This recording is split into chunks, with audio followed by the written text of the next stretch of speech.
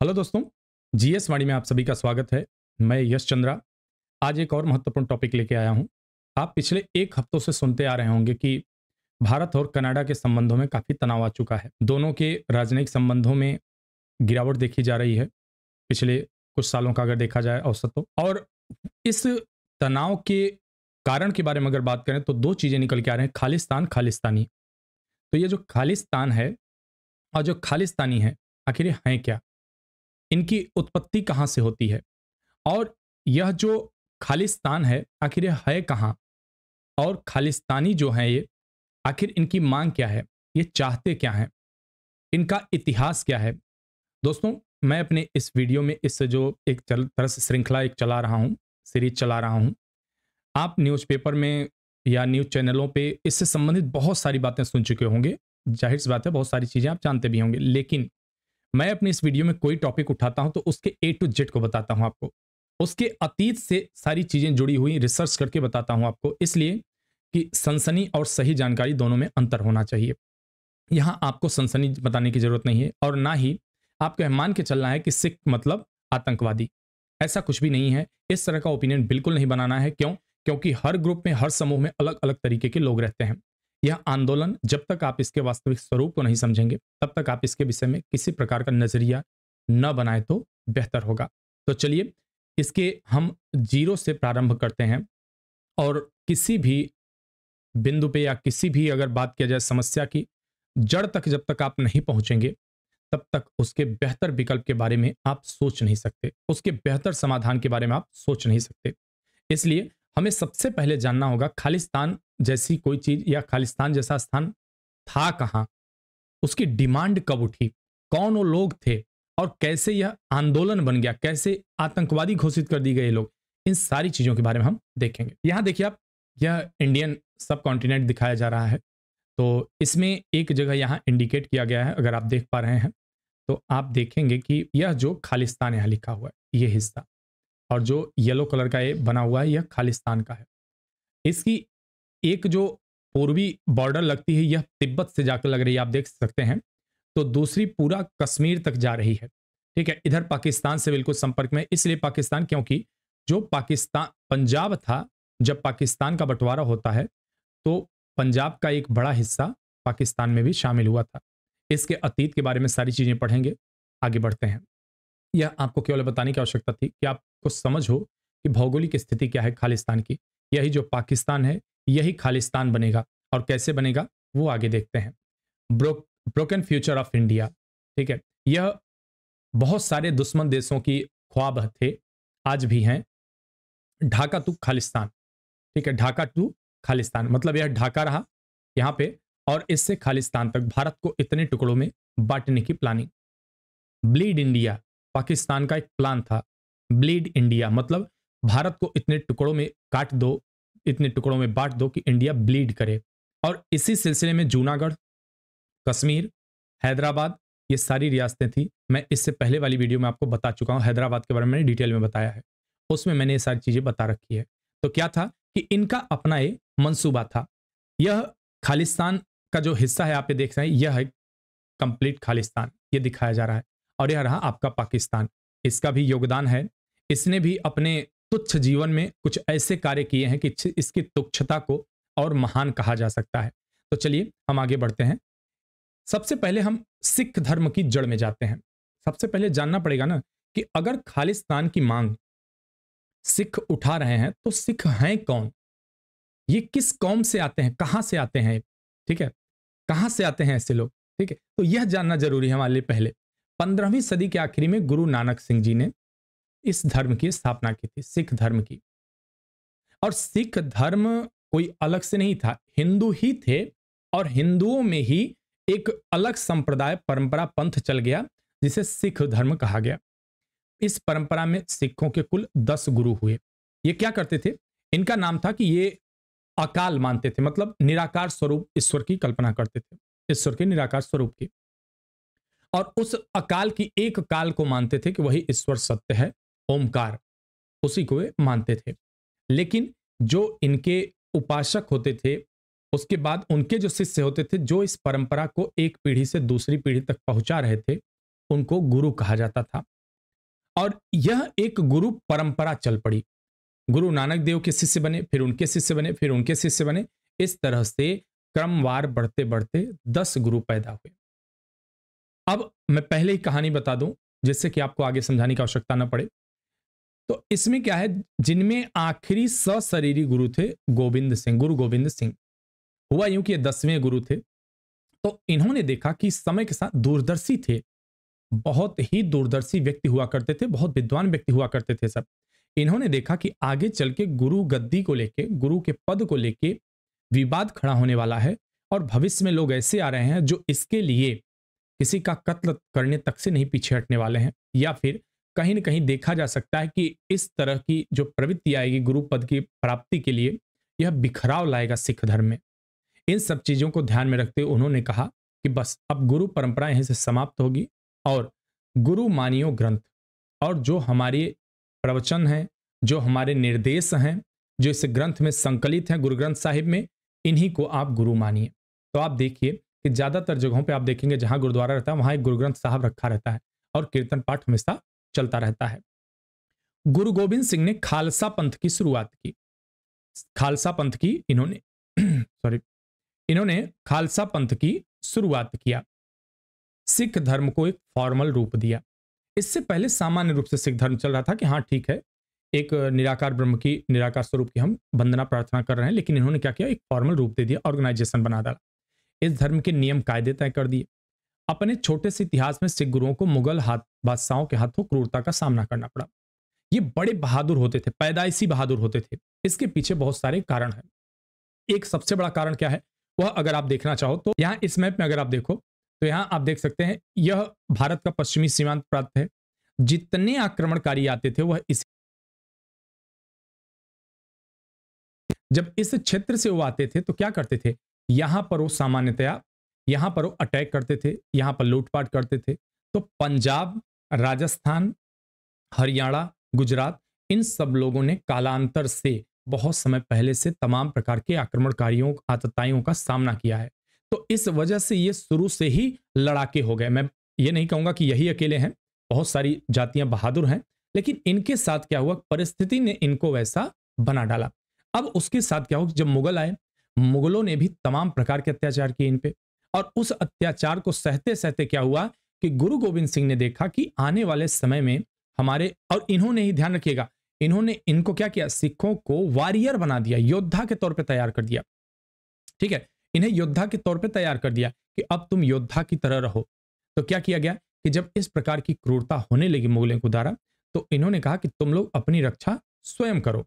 ठीक है, और अपनी रक्षा स्वयं करो, और हर कोई नाम के आगे अब सिंह लगाएगा। तो ऐसा यहां प्रारंभ किया गया।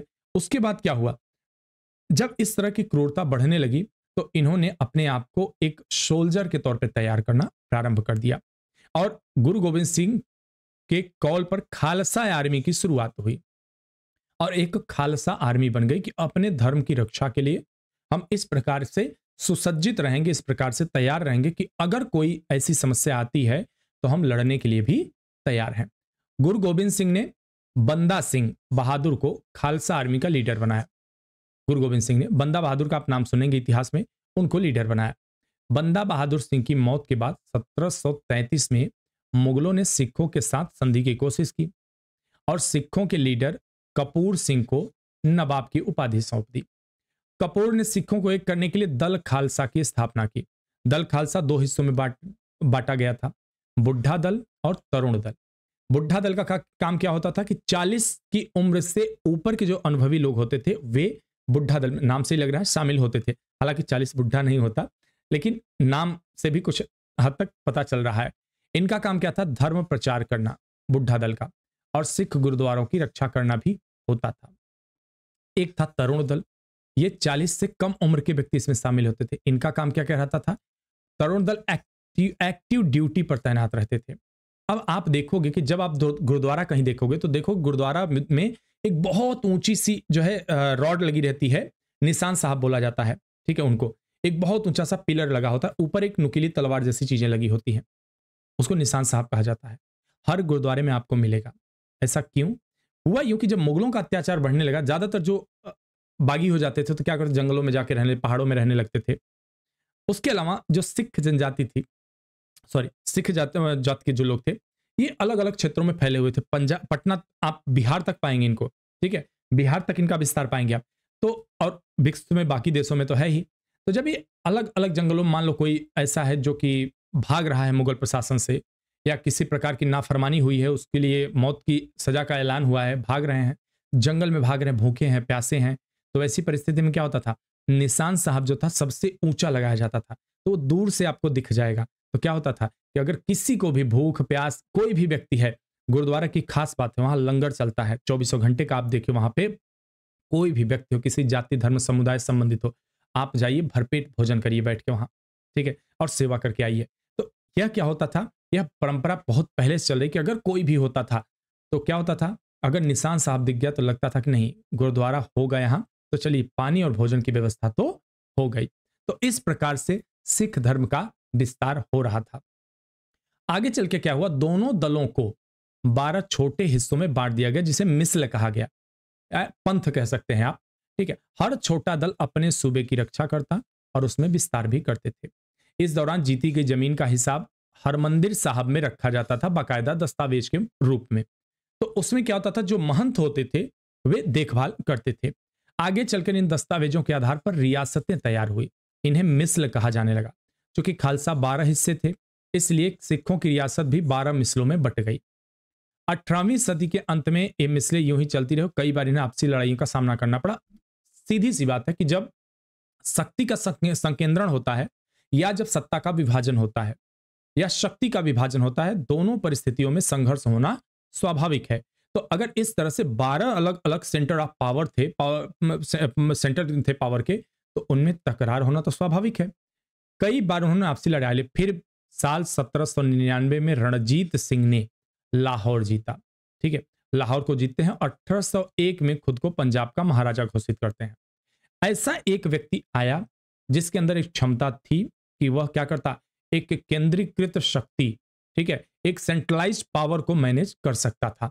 उन्होंने 12 मिसलों को एक किया और सिख साम्राज्य की शुरुआत की, ठीक है। एक तरह से औपचारिक शुरुआत सिख साम्राज्य की यहां से प्रारंभ होती है, एक साम्राज्य के रूप में। अभी तक क्या था, वे बिखरे बिखरे से रहते थे, ठीक है, कहीं भी रह रहे हैं, कहीं छोटा सा समुदाय, कहीं और छोटा सा, कहीं और छोटा सा, इस तरह। लेकिन अब क्या हुआ, बाकायदे साम्राज्य के तौर पर इनकी स्थापना हो रही है। महाराजा रणजीत सिंह ने अपने राज को सरकार खालसा नाम दिया। इस शब्द को ध्यान रखिएगा, यही आगे चल के हर मुसीबत की जड़ बन रहा है। सरकार खालसा नाम दिया अपने राज को उन्होंने। अगले दशकों में सिख साम्राज्य को तिब्बत, अफगानिस्तान की सीमाओं तक पहुंचा दिया गया। अगर आपको मैप याद है तो आप देखिए, कहां तिब्बत है पूरब की तरफ और कहां अफगानिस्तान है, वहां तक इसे पहुंचा दिया गया है। यह साम्राज्य आधी सदी तक चला और 1849 में अंग्रेजों से हार मिलने के बाद अंग्रेज आते हैं और उन्होंने महाराजा रणजीत सिंह से संधि कर रखी थी कि सिंधु नदी के उस पार आप रहिए, इस पार हमें कोई दिक्कत नहीं है। बाउंड्री बना रखी थी। क्यों? क्योंकि महाराजा रणजीत सिंह कूटनीतिक रूप से बहुत सबल शासक थे और इन्होंने अफगानिस्तान तक अपने साम्राज्य का विस्तार किया था, आप सोचिए, और अंग्रेजों से भी समझौता करके चल रहे थे। लेकिन जब ये अंग्रेजों से हार मिलने के बाद सिख साम्राज्य कई टुकड़ों में बट जाता है, इसे कहीं बांट दिया जाता है कई हिस्सों में, जिसमें से लगभग सारा पंजाब अंग्रेजों के अधीन आ गया और उन्होंने नवाब नाम पंजाब प्रोविंस रख दिया। ये बांटना तो जानते ही थे, इन्हें शासन करने का सबसे अच्छा तरीका लगता था कि बांट दो उस प्रांत को। तो जहां भी कब्जा करते थे, अगर वह बहुत ज्यादा सेंट्रलाइज्ड है तो उसको छोटे छोटे टुकड़ों में बांट देते थे।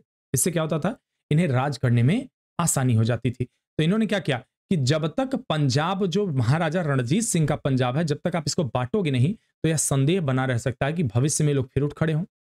उसके बाद क्या करते हैं कि ये यहां पर बांट देते हैं पंजाब को, और जो इनके उत्तराधिकारी रहते हैं राजा दलीप सिंह, राजा दलीप सिंह को क्या करते हैं कि पेंशन देके इंग्लैंड भेज देते हैं पढ़ने के लिए। अब इंग्लैंड पढ़ने के लिए भेजते हैं या इसलिए भेजते हैं कि भविष्य में कोई सिख साम्राज्य का उत्तराधिकारी न तैयार हो, हमसे लोहा लेने वाला कोई न तैयार हो। यह तो अंग्रेजों की रणनीति थी। यह आपके ऊपर समझने पर निर्भर है कि आप इसकी कैसी व्याख्या करते हैं। उसके बाद क्या होता है, प्रथम विश्व युद्ध होता है। जलियांवाला बाग नरसंहार की घटना पंजाब में ब्रिटिश हुकूमत के लिए नफरत भर देती है। प्रथम विश्व युद्ध की स्थिति में क्या होता है कि पहले सेना में क्या था कि सिख ज्यादा शामिल होते थे, सिख, अवध, इस तरह के क्षेत्र के लोग सबसे ज्यादा सेना में शामिल हो रहे थे। लेकिन जब 1857 की क्रांति होती है तो उसके बाद क्या किया जाता है कि इस क्षेत्र के लोगों को, खासकर अवध वगैरह, जो लोग 1857 की क्रांति में शामिल थे, दो तरह के कैटेगराइज कर दिया गया लोगों में, लड़ाकू, गैर लड़ाकू। जो कभी सेना में अव्वल दर्जे पे लड़ते थे, रहते थे, उनको गैर लड़ाकू घोषित कर दिया गया। ठीक है, तो यहां क्या हुआ, प्रथम विश्व युद्ध में शामिल करना जो है पंजाबियों को, सिखों को। उसके बाद जलियांवाला बाग हत्याकांड 13 अप्रैल 1919 को भयानक घटना घटती है और एक पार्क में, जलियांवाला बाग में, पार्क नहीं बगीचा था, वहां पर शांतिपूर्ण प्रदर्शन कर रहे, सम्मेलन कर रहे कुछ लोगों के ऊपर चारों तरफ से घेर के गोलियां चला दी गई।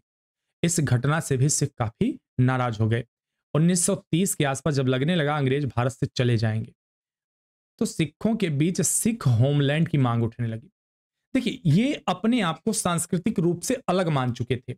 ये कहते थे ना हम हिंदू हैं, ना हम मुस्लिम हैं, ना जैन, ना बौद्ध, ना पारसी, ना ईसाई। तो ये क्या करते थे, ये अपने आप को अलग मान के चलते थे कि हमारी संस्कृति, सभ्यता, लहजा, लिहाज सब कुछ अलग है लोगों से। तो क्या करते, इनके मन में आया अलग सिख होमलैंड की मांग, कि ये जमीन रहेगी यहां तक, जहां तक पंजाबी बोलना है, जहां तक जो चीजें हैं ये अपने हैं। अब क्या हुआ कि 1930 के आसपास जब लगने लगा कि अंग्रेज भारत से चले जाएंगे, तो जो अपना सिख समुदाय है, इसके लिए एक सुरक्षित जमीन मिल जाएगी, एक सुरक्षित क्षेत्र मिल जाएगा, जिसे सिख होमलैंड कहा जाएगा।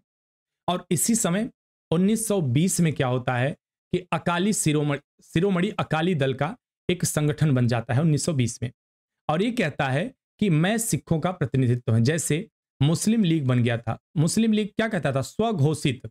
इसने कहा कि मैं मुस्लिमों के हम प्रतिनिधित्व करता है, लेकिन कितने लोग मानते थे कितने नहीं हो तो चुनाव में पता चल गया था। उसी तरह से इन्होंने क्या कहा कि हम सिखों का प्रतिनिधित्व करते हैं और सिखों का, हमारा मानना है कि सिखों का अपना अलग देश होना चाहिए। 1940 में लाहौर रेजोल्यूशन पास हुआ, जिसमें मुस्लिम लीग ने पाकिस्तान की मांग उठाई। अब सही मौका था अपनी बात रखने का, तो अकाली दल ने भी सिखों के लिए अलग देश की मांग उठाना शुरू कर दिया। अब इस विषय का प्रमाण क्या है, क्या इस बात का साक्ष्य है, तो पत्रकार और लेखक एक खुशवंत सिंह है, बहुत प्रसिद्ध व्यक्ति हैं ये पत्रकार, अपनी किताब लिखते हैं सिखों का इतिहास। उसमें कहते हैं सिखों में अलग राज्य की कल्पना हमेशा से ही थी। रोज की अरदास के बाद गुरु गोविंद सिंह का राज करेगा खालसा नारा लगाया जाता था। इस नारे ने अलग राज्य के ख्वाब को हमेशा जिंदा रखा। राज करेगा खालसा क्या मतलब है कि जो खालसा है, जो हमारा संगठन है, शुद्ध पवित्र संगठन है, सिखों का संगठन है, यह क्या करेगा, यह सिखों पर राज करेगा। यानी कि सिख जो होंगे, सिखों को केवल यही शासित करेगा, कौन सा, खालसा राज। ठीक है, लेकिन आजादी के बाद विभाजन में अलग राज्य की उनकी मांग धूमिल होने लगी।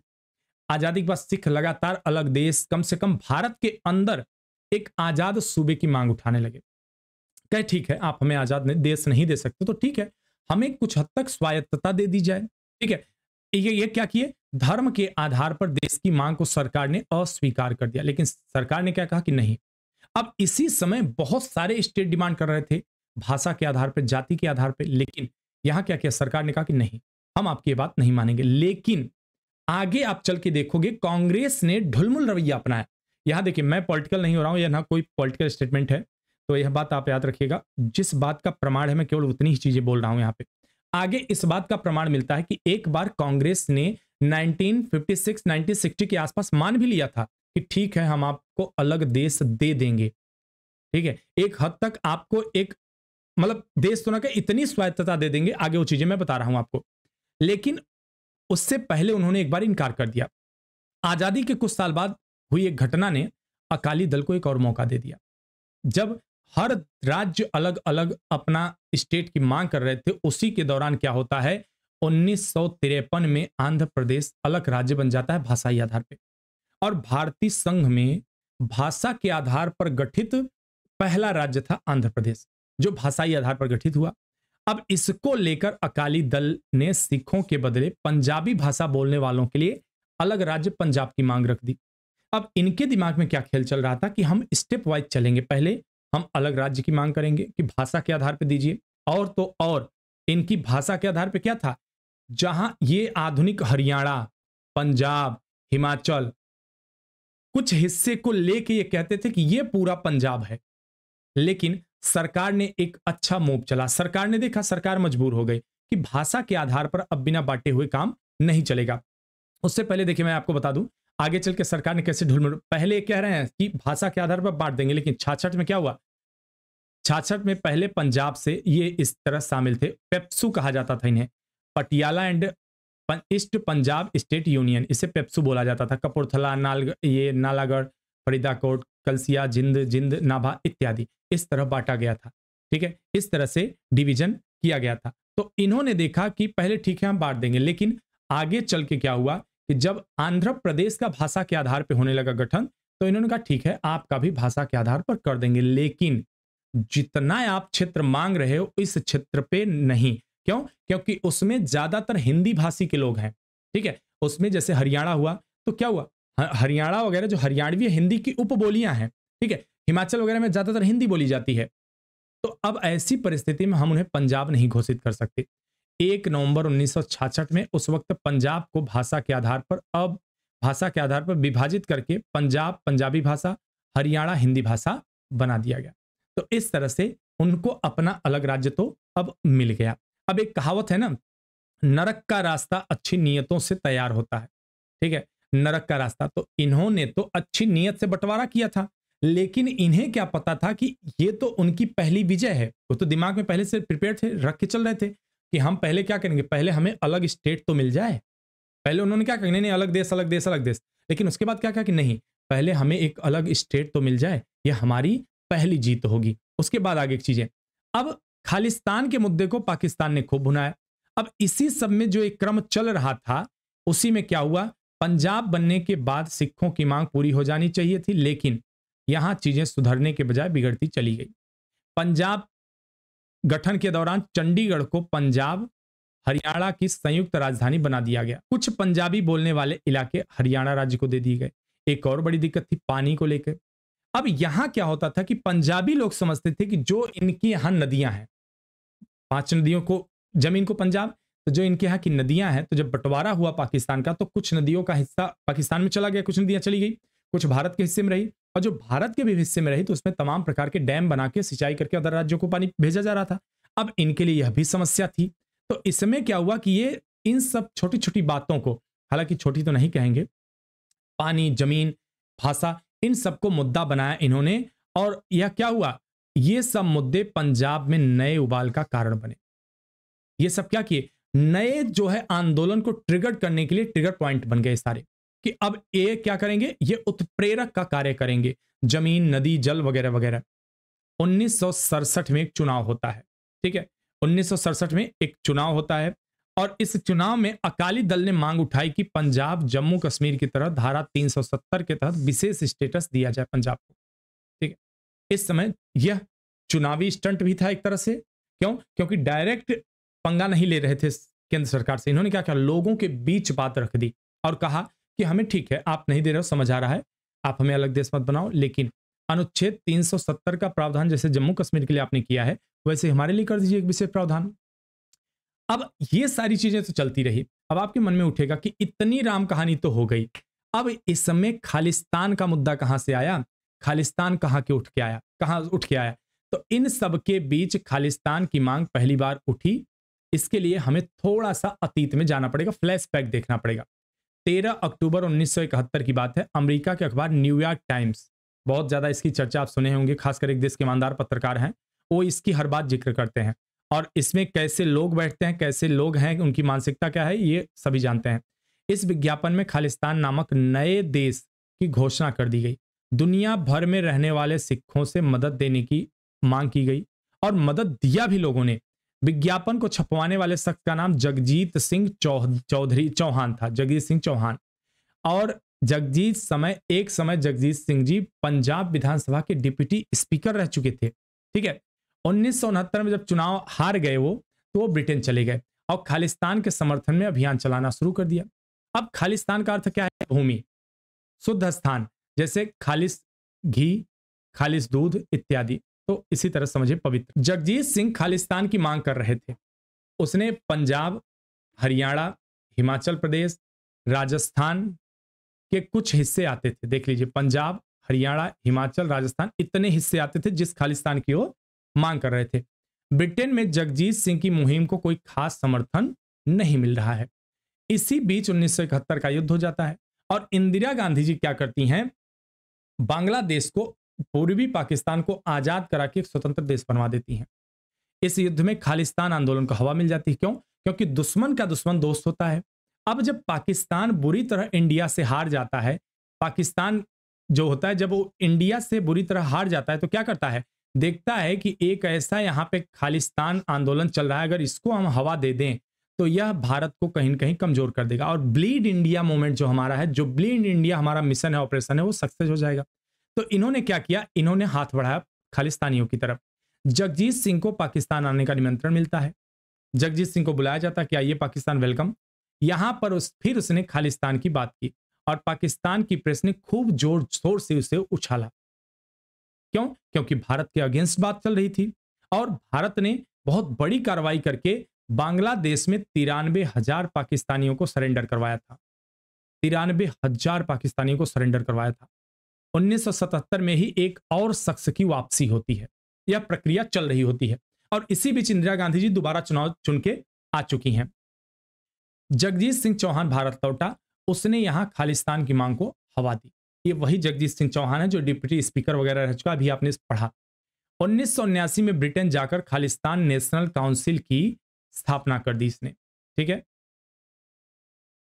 क्या किया इसने, ब्रिटेन जाकर खालिस्तान नेशनल काउंसिल की स्थापना कर दी और केवल स्थापना कर देता तो ठीक था, पूरी की पूरी लोकल गवर्नमेंट चलाने लगाए। अभी देखिए कमाल की बात, 1980 में खालिस्तान नामक नया देश का ऐलान, इतना ही नहीं, खालिस्तान हाउस बना दिया। जैसे विदेशों में इंडिया हाउस होता है जहां राजदूत बैठते हैं, हमारे उच्चायुक्त बैठते हैं, उसे इंडिया हाउस नाम दिया जाता है। इसने क्या किया, खालिस्तान हाउस नाम की एक इमारत जो है, उसने खालिस्तान पासपोर्ट जारी किया, डाक टिकट जारी किया, खालिस्तानी डॉलर भी जारी किया इसने, मतलब अपनी मुद्रा भी हो गई। ब्रिटेन और यूरोप के दूसरे देशों में खालिस्तान के दूतावास भी बना डाले और इन देशों ने मना भी नहीं किया, बनवा भी डाला। अब क्यों बनवा डाला इसकी आगे हम चर्चा करेंगे। इसी दौरान वो जनरैल सिंह भिंडारा वाले के संपर्क में आया। भिंडारा वाला एक स्थान है वहां पे और उस जगह के जो लोग आते हैं उनके नाम से भिंडारा वाला ही बोला जाता है। तो ये संत थे, कहा जाता है संत भी थे, ये वहां से आए और ये धार्मिक नेता थे, तो इनका प्रभाव समाज में ज्यादा था। अब एक जैसे अगर आपको अपने कुत्सित विचारों को, या आपके कैसे भी विचार हैं, अच्छे ही विचार हैं, अगर आपको उनको विस्तार देना है, ज्यादा से ज्यादा लोगों तक पहुंच बनाना है, तो आपके पास क्या होगा, उस समय सोशल मीडिया होता नहीं था, इंस्टा फेसबुक होता नहीं था, तो क्या होता था, किसी प्रभावशाली व्यक्ति से जुड़ जाओ। तो जब आप उससे जुड़ जाओगे तो जो आपकी विचारधारा है उसको क्या होगा, एक लंबा चौड़ा क्षेत्र मिल जाएगा विस्तार होने के लिए। भाई आपकी लिमिटेशन है, मान लीजिए अगर आज मैं अपने आप को कहूं तो मुझे ज्यादा से ज्यादा 50 लोग जानते हैं, 100 लोग जानते हैं, ले देखिए। लेकिन अगर मैं किसी बड़े शिक्षक के साथ जुड़ जाता हूं, उनके स्टेज पे खड़ा हो जाता हूं, तो क्या होगा, मेरी जो क्षमता है, जो मेरा दायरा क्षेत्र है, वो खुद ब खुद बढ़ जाएगा। तो इसने क्या किया, भिंडरा वाले को इसने पकड़ा कि काम करो, भिंडरा वाले ऐसा है जो हमारे मकसद को पूरा कर सकता है, हमारे लक्ष्य को पूरा कर सकता है। उस समय इनका प्रभाव भी बहुत तेजी से बढ़ रहा था। अब खालिस्तानी से जुड़ी कुछ यहाँ पे बातें हैं, आप देख सकते हैं इसको वीडियो पॉज करके। भिंडरा वाले का उदय, ऑपरेशन ब्लू स्टार, लंदन में खालिस्तान बदौलत देश मानक वगैरह वगैरह, राजनीति, जगजीत सिंह चौहान का आखिरी बार में खालिस्तान राष्ट्र और विज्ञापन, 1980 में खालिस्तान राष्ट्रीय परिषद बनाया गया। ये सारी चीजें कुछ छोटी छोटी बातें हैं जो आपको बाद में भी आप जान सकते हैं। भिंडार वाले का उदय 1978 बैसाखी का दिन था।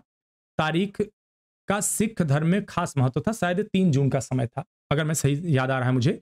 गुरु गोविंद सिंह ने बैसाखी के दिन ही खालसा पंथ की शुरुआत की थी। अमृतसर में उत्सव का माहौल था। बखेड़ा तब खड़ा हुआ जब निरंकारी पंथ समूह सरकार के एक जुलूस को परमिशन लेने पहुंचे। अब आप यहाँ कहीं निरंकारी समूह कौन आ, या भिंडार वाले कौन थे, तो देखिए यहाँ क्या हुआ, सिख धर्म में 2 तरह के लोग बट गए थे। ठीक है, जैसे कि हर धर्म में बटे थे। एक ने कहा कि नहीं, गुरु गोविंद सिंह के बाद भी गुरु परंपरा चल सकती है और कोई और भी गुरु हो सकता है। ठीक है, लेकिन एक धड़ा कह रहा था कि नहीं, गुरु जी ने कह दिया कि अब गुरु नहीं होंगे तो गुरु नहीं होंगे, वहीं से गुरु परंपरा समाप्त हुई। अब इन दोनों के बीच विवाद खड़ा हो गया। निरंकारी वाले कहते थे नहीं, गुरु कोई हो सकता। पंजाब में तब अकाली दल की सरकार थी और अकाली दल क्या थी, अकाली दल उस समय तक क्या करती थी, वो कहीं ना कहीं सपोर्ट करती थी सेपरेटिस्ट को। उन्होंने परमिशन दे दिया इनके क्या है, जुलूस को निकालने के लिए, यह जानते हुए कि परंपरागत सिख नाराज होंगे, और वे परंपरागत सिखों के काफी करीब थे। अकाली दल वाले जो उस समय सरकार थी अकाली दल की, वह परंपरागत सिख जो थे, जो मानते थे कि नहीं गुरु ने सही कहा है, हम उन्हीं की बातों को मान के चलेंगे, तो उनको ये सपोर्ट करते थे अकाली दल वाले। लेकिन इन्होंने जानबूझ कर निरंकारियों को परमिशन दे दिया कि ठीक है आप जुलूस निकालिए। अब ऐसी परिस्थिति जब हुई तो ऐसे में टकराहट होना स्वाभाविक है। जनरैल सिंह भिंडारवाला जो सिखों के धार्मिक समूह दमदमी टकसाल का प्रमुख लीडर था। दमदमी टकसाल क्या हुआ, जैसे कई सारे टकसाल वहां क्षेत्र बटे हुए थे और उन क्षेत्रों का वे प्रतिनिधित्व करते थे, तो वहीं एक दमदमी टकसाल था, वहीं के भिंडारवाले गांव से ये भिंडारवाला था, जनरैल सिंह इनका नाम था। उन्होंने तत्काल दरबार साहिब के पास एक सभा बुलाई, जो उस समय अमृतसर मंदिर था, हरमंदिर साहब। सभा में निरंकारियों के खिलाफ जोरदार भाषण दिया गया। किसके खिलाफ? निरंकारियों के खिलाफ, जो जो है आंदोलन करने आ रहे थे, जो प्रोटेस्ट कर रहे थे। इसके बाद इधर से एक जुलूस निरंकारियों की तरफ बढ़ा। इन लोगों ने पास कृपाण थे, दूसरी तरफ निरंकारियों के पास बंदूक, झड़प हुई और 13 लोग मारे गए। ठीक है, यह इस प्रकार से गृह युद्ध जैसी परिस्थिति उस समय बन चुकी थी। अब यहां क्या होता है, यहां एक रोचक परिवर्तन आता है। जब स्थिति खराब इधर होने लगती है तो देखा जाता है कि इंदिरा गांधी जी देखती हैं कि अब इंदिरा गांधी जी रहती हैं, तो ये देखती हैं कि क्या किया जाए कि परिस्थिति को संभाला जाए, ऐसा कुछ करना पड़ेगा। तो इन्होंने क्या किया, अकाली दल क्योंकि परंपरागत वालों लोगों के साथ थे, तो ये इंदिरा गांधी के साथ नहीं थे, तो उन्होंने क्या किया, संजय जी को भेजा, संजय गांधी को।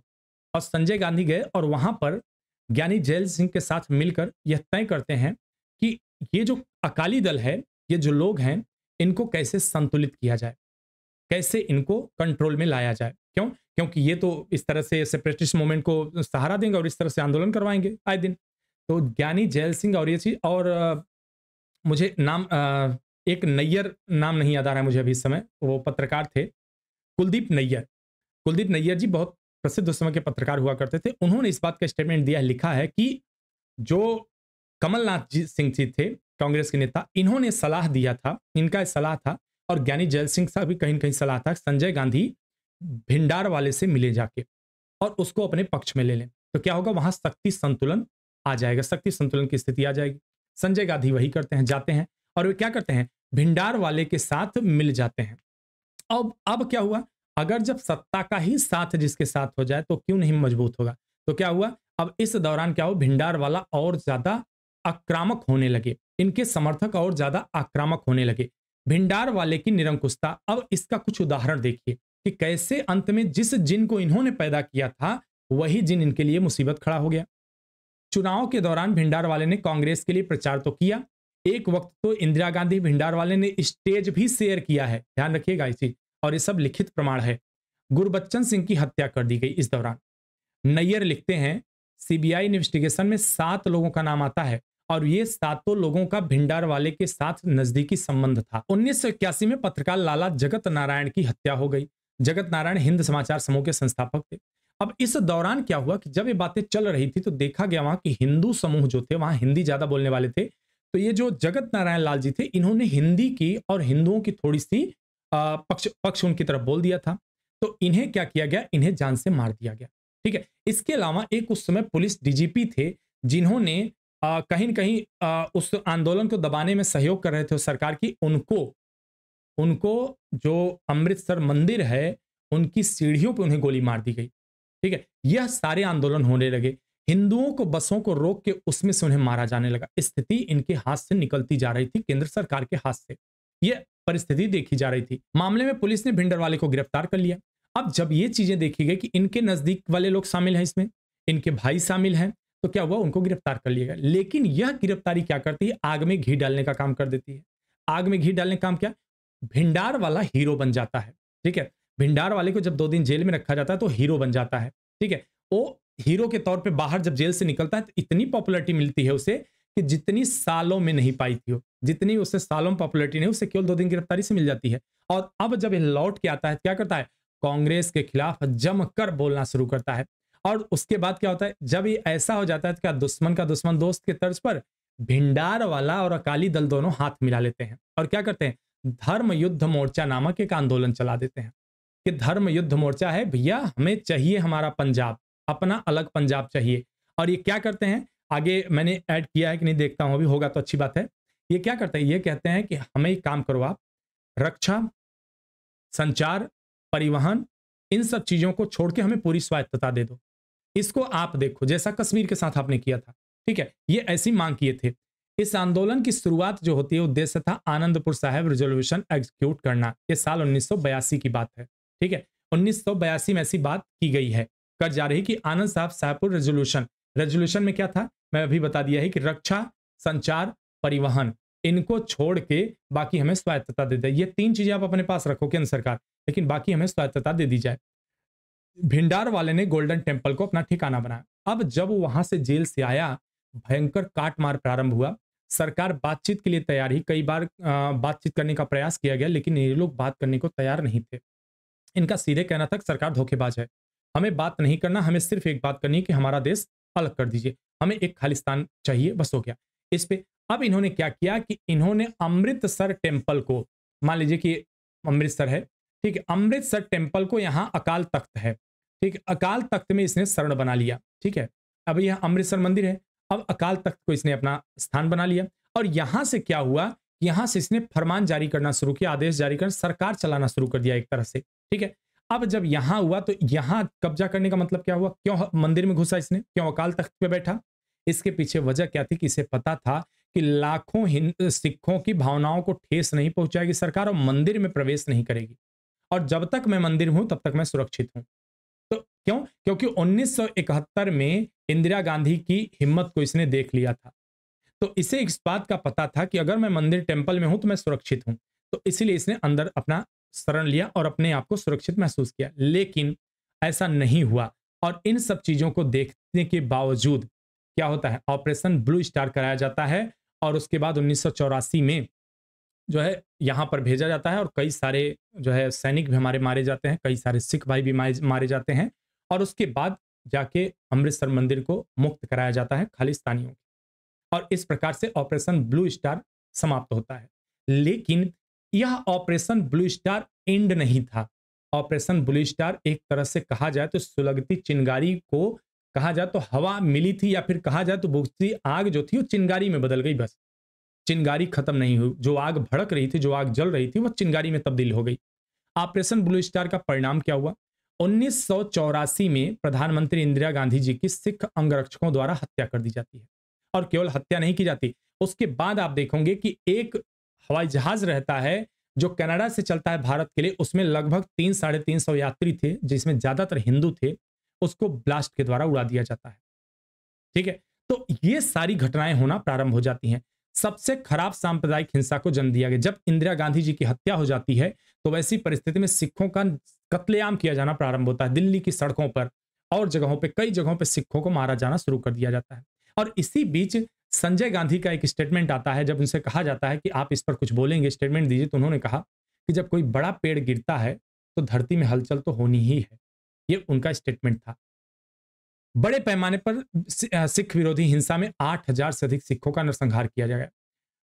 प्रतिरोध में एक वर्ष बाद कनाडा में स्थित सिख राष्ट्रवादियों ने एयर इंडिया हवाई जहाज विस्फोट से उड़ा दिया। देखिए 329 लोग मारे गए। भिंडार वाले की हत्या का बदला लेने के लिए लिया गया था। भिंडार वाला 84 में मारा गया।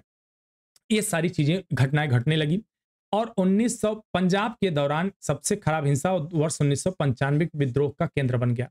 ये घटना चलती रही, लगातार चलती रही, और इसको पैदा किसने किया, आप पूरी घटनाक्रम को अगर देख पा रहे हैं तो समझ में आ गया होगा आपके।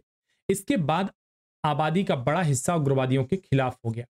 जब देखिए जनता के अंदर ना धैर्य नियमित रूप से नहीं बना रह सकता। जैसे गांधी जी कहते थे ना, नेहरू जी का कहना था कि जब आप आंदोलन चला ही रहे हो तो लगातार चलने दीजिए ना, चाहे वो 30 का आंदोलन 32 का हो, चाहे 46 का हो, कह रहे हैं कि चलने दीजिए ना, क्यों रोक रहे हैं आप बीच में। लेकिन गांधी जी कहते थे संघर्ष विराम संघर्ष, गांधी जी का सूत्र था संघर्ष विराम संघर्ष।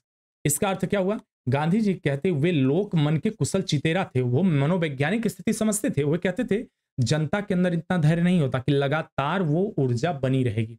तो क्या होता था, थोड़ा सा संघर्ष करिए फिर विराम हो जाइए, अपनी ऊर्जा इकट्ठा करिए, फिर से संघर्ष करिए, फिर ऊर्जा इकट्ठा करिए, यह प्रक्रिया। तो यहां क्या हुआ, इन लोगों ने लगातार आंदोलन प्रारंभ रखा। उसके बाद क्या हुआ, एक बड़ी आबादी जो थी वो इनका साथ छोड़ दी, उग्रवादियों का। साथ ही भारत में आर्थिक उदारीकरण की दिशा में कदम बढ़ने लगा, भारत आगे बढ़ना प्रारंभ किया, और बहुत सारे ऐसे इश्यू थे जिस पे भारत ने जोर देना प्रारंभ किया, और बहुत सारे ऐसे नेता थे जिन्होंने पंजाब को संभालने का पूरा प्रयास किया। धीरे धीरे पंजाब में खालिस्तानी आंदोलन की आग बुझती चली गई। जगजीत सिंह के ऊपर राजीव गांधी की हत्या षड्यंत्र में शामिल होने का आरोप लगा। जगजीत सिंह चौधरी जो अभी जिंदा था, सरकार ने उसका पासपोर्ट रद्द कर दिया। अब क्या हुआ, जब 1984 का दंगा हो जाता है तो यही ये लोग नहीं रुकते, क्या करते हैं, ये विदेशों में जाके अपना आंदोलन चला रहे होते, विदेशों में काम चल रहा होता है धड़ल्ले से। 2001 में अटल बिहारी वाजपेयी की गवर्नमेंट ने उन्हें माफ कर दिया, भारत वापस आ गए और कहा अभी बंद नहीं हुआ, खालसा राज पार्टी का गठन किया इन्होंने और कहा हम देश तो लेके रहेंगे लोकतांत्रिक तरीके से। ठीक है, तो ये तो वही बात हुई कि जो है हम डायबिटीज से, शुगर से बचेंगे लेकिन रसगुल्ला खाएंगे। ठीक है, बोला कि लोकतांत्रिक तरीके से खालिस्तान की मांग को आगे बढ़ाया जाएगा और सपोर्ट न मिला। 2007 में हृदयाघात से मृत्यु हो जाती, हार्ट अटैक आ जाता है। लेकिन विदेशों में ये चीजें काफी चलती रही और अभी भी अब आप अगर देखोगे तो बहुत सारे संगठन हैं, यहां देखिए ये अन्य संगठन है जो चल रहे हैं। बब्बर खालसा इंटरनेशनल, बाघवा सिंह प्रमुख है। खालिस्तान टाइगर्स फोर्स निज्जर, जगत सिंह तारा प्रमुख है। International Sikh youth federation, Lakhvir Singh रोडे प्रमुख है। खालिस्तान जिंदाबाद फोर्स, रणजीत सिंह नीता इसके प्रमुख हैं। और उसके अलावा ये सारे भी चल रहे हैं इस समय विदेशों की धरती पर। अब इसमें क्या होता है, पाकिस्तान को लाभ क्या है, विदेशों को क्या लाभ है। देखिए होता क्या है कि जैसे अगर आपने करंट गवर्नमेंट देखी होगी, मैं किसी गवर्नमेंट के पक्ष में नहीं बोल रहा हूं, मैं बार बार एक चीज कह देता हूं कि आप लोग जज मत किया करिए कभी भी। ठीक है, मैं किसी गवर्नमेंट के पक्ष में नहीं हूं, बस हमारा मुख्य उद्देश्य होता है अपने तथ्य को समझाने के लिए किसी किसी चीजों का सहारा लेना, उदाहरण देना। करंट गवर्नमेंट है, इसने क्या किया, 2014 से अब तक लगभग 30,000 एनजीओ को ब्लॉक किया। क्यों ब्लॉक किया, आप में से तमाम लोग कहेंगे करिए एनजीओ तो सेवा करते हैं, अच्छी बात है, ये सेवा करने वालों के लिए क्यों ब्लॉक किया जा रहा है, लोगों की सेवा होती। बात को समझने का प्रयास करिए। जो विदेशी सरकारें होती हैं, अब मैं इसे अपने सरकार के ऊपर नहीं डालना चाहूंगा, ये अच्छी बात नहीं होगी हमारे लिए, एक जो है अपने नागरिक होने के नाते देश का। होता क्या कि जो सरकारें होती हैं वो किसी देश में अपने हित को साधने के लिए कई तरीके अपनाती हैं। जैसे कोई अगर विदेशी सरकार है तो क्या करेगी, जो अपोजिशन पार्टी होती है, अपोजिशन पार्टी को टारगेट करती है कि आप क्या करिए, कोई पॉलिसी है अगर उसमें मेरा हित नहीं सध रहा है, आप ऐसे इसको उदाहरण के तौर पर थोड़ा समझिए। मान लीजिए कि यह यूएसए है और यह आपका रूस है, अब यह इंडिया है आपका। अब इंडिया ने क्या किया कि एक इंडिया ने विड निकाला कि हम एक न्यूक्लियर पावर प्लांट स्थापित करने के लिए हम आमंत्रित कर रहे हैं जो विदेशी कंपनियां हैं हमारे यहाँ बनाए। अमेरिका की एक कंपनी आई, उसने कहा कि ठीक है हम बनाते हैं, हम केवल $3,000 में आपका एक बना दे, एक अमाउंट बता रहे $3,000 में केवल बना देंगे। लेकिन भारत ने कहा कि हम उससे बनवाएंगे पावर प्लांट जो अगले 15 सालों तक इसकी जिम्मेदारी लेगा, कोई दुर्घटना होगी आपकी जिम्मेदारी होगी। ठीक है, तो इसने कहा कि नहीं ये तो हम नहीं कर पाएंगे, हमसे नहीं हो पाएगा, क्योंकि हम बना तो सकते हैं लेकिन जिम्मेदारी नहीं लेंगे। रूस ने क्या कहा, एक काम करो ठीक है हम 3,000 में बना देंगे और 15 साल की जिम्मेदारी भी ले रहे हैं, नहीं 15 तो 10 की ले रहे हैं। अब क्या हुआ, यूएसए के हाथ से कॉन्ट्रैक्ट जा रहा है, तो यूएसए क्या करेगा, यूएसए करेगा कि इंडिया में इस प्रकार का प्रोजेक्ट लगने ही नहीं देगा, रूस के इस प्रोजेक्ट को पास ही नहीं होने देगा। अब यह कैसे करेगा, इसके पास जो उपकरण होंगे, पहला उपकरण क्या होगा, इसको दिल पर मत लीजिएगा कोई लोग, पहला उपकरण क्या होगा, अपोजिशन पार्टी को हिट करेंगे। क्या कहेंगे, एक काम करो पर्यावरण इश्यू को लेके लोगों का, जो लोकल लोग हैं उनको आंदोलन करो, उनको खड़ा कर दो कि ना ना ना ना इससे इतना पॉल्यूशन फैलेगा, ऐसे होगा वैसे होगा, नहीं लगना चाहिए प्लांट लगने ना पाए, अपोजिशन काम। दूसरा काम क्या करेंगे, एनजीओज, इनके क्या होते हैं, एनजीओज होते हैं, जो ये एनजीओ होते हैं स्वयं सहायता समूह, इनको फंडिंग की जाती है इन देशों के द्वारा। ये क्या करेंगे, तुम कुछ मत करो, लोकल लोगों में जाओ और उन्हें जागरूक कर दो कि देखो जल प्रदूषित हो जाएगा, हवा प्रदूषित हो जाएगी, क्या चाहिए विकास, प्रकृति के साथ रहो। तो क्या करें, ये जब एनजीओ लोगों के साथ खड़े हो जाएंगे तो सरकार पे क्या होगा, गवर्नमेंट पर दबाव बनेगा। अब जब गवर्नमेंट पे दबाव बनेगा तो क्या होगा, जो क्लियरेंस मिलना होगा उसमें डिले होने लगेगा। उन्हें क्या करेगा, जो इन्वेस्टमेंट कंपनी है जब इन्वेस्ट करने आएगी टाइम लगेगा, तो क्या करेगा, वो कंपनी छोड़ के भाग जाएगी, भैया हम नहीं लगा पाएंगे, इतना विलंब हमसे नहीं होगा, हम इन्वेस्टमेंट करने आए हैं, हमें प्रॉफिट चाहिए, ऐसा वैसा चाहिए। जब डिले होगा चली जाएगी, जब चली जाएगी तो गवर्नमेंट की तो आवश्यकता है ना, गवर्नमेंट की जरूरत है कि न्यूक्लियर प्लांट लगना ही लगना चाहिए।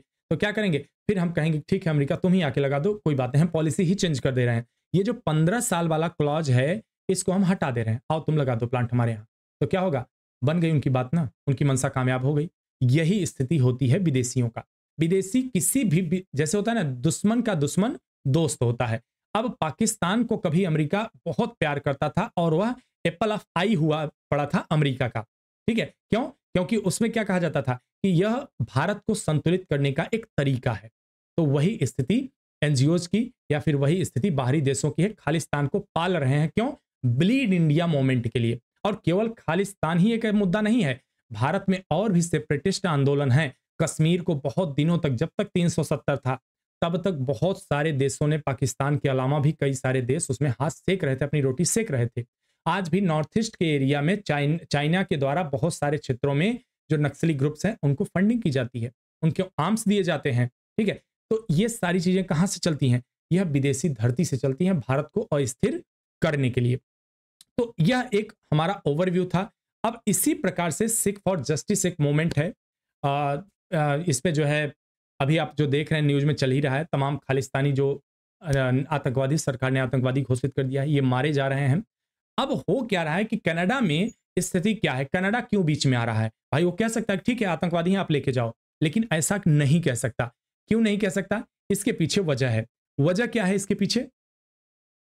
कनाडा में उसकी संसद में जो जस्टिन ट्रूडो है इस समय वहां के राष्ट्रपति, उनको पूर्ण समर्थन प्राप्त ही नहीं है सदन में, और पूरे सदन में 25% सीट कनाडाइयों के पास है, इन खालिस्तानियों के पास है ज्यादातर।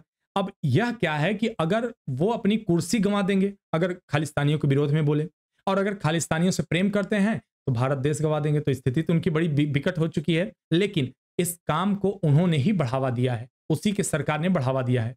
तो कहीं ना कहीं ये रहा एक खालिस्तान के बारे में। आशा करता हूं मैंने आपको बताने का पूरा प्रयास किया, पूरी जानकारी देने का प्रयास किया, आप समझ चुके होंगे। और अच्छा लगा तो कमेंट करके नीचे जरूर बताइएगा हमें। और अगर आप चाहते हैं कि अगला कौन सा सेपरेटिस्ट मूवमेंट हम लेके आए हैं, जैसे भारत में बोडोलैंड है, ठीक है, भारत में और भी कई सारे सेपरेटिस्ट मूवमेंट है, आप बता सकते हैं, मैं उस पर वीडियो लेके आऊंगा। आज के लिए इतना ही, मिलते हैं नेक्स्ट वीडियो में। धन्यवाद।